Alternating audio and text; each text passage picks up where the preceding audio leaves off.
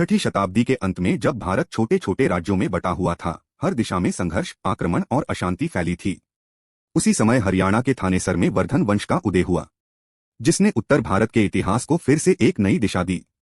और इस वंश का सबसे महान शासक बना सम्राट हर्षवर्धन। हर्ष का जन्म लगभग 606 ईस्वी के आसपास हुआ था। वो राजा प्रभाकर वर्धन के पुत्र और राज्यवर्धन के छोटे भाई थे।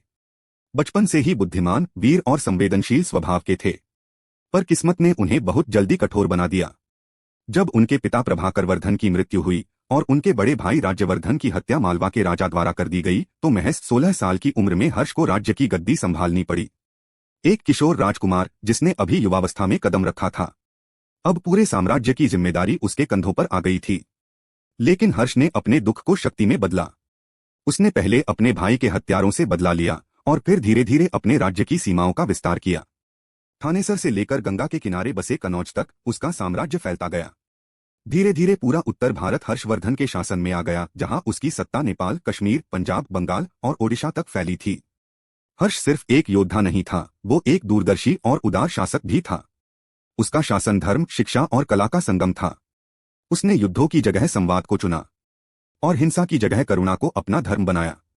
उसके दरबार में विद्वानों की कोई कमी नहीं थी। वहीं से निकला एक महान कवि बाणभट्ट, जिसने हर्षचरित नामक ग्रंथ में सम्राट हर्ष का जीवन लिखा।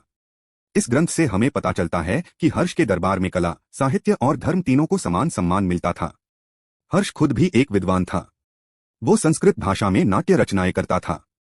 उसकी रचनाएं नागानंद, रत्नावली और प्रियदर्शिका आज भी भारत के सांस्कृतिक इतिहास में अमर हैं। सम्राट हर्ष का शासनकाल एक सुवर्ण युग कहा जा सकता है। उसने शिक्षा के केंद्रों को पुनर्जीवित किया, विश्वविद्यालयों को संरक्षण दिया और गरीबों के लिए अनाज वितरण की व्यवस्था की। उसके शासन में कोई भूखा नहीं सोता था, कोई निराश नहीं रहता था। हर्षवर्धन एक न्यायप्रिय और दयालु राजा था। उसके शासन में जनता सुरक्षित और समृद्ध थी।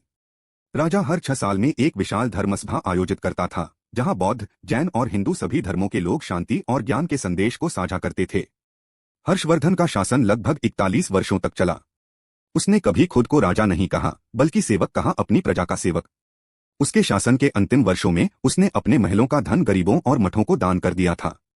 उसकी करुणा और त्याग की मिसाल आज भी अद्वितीय है।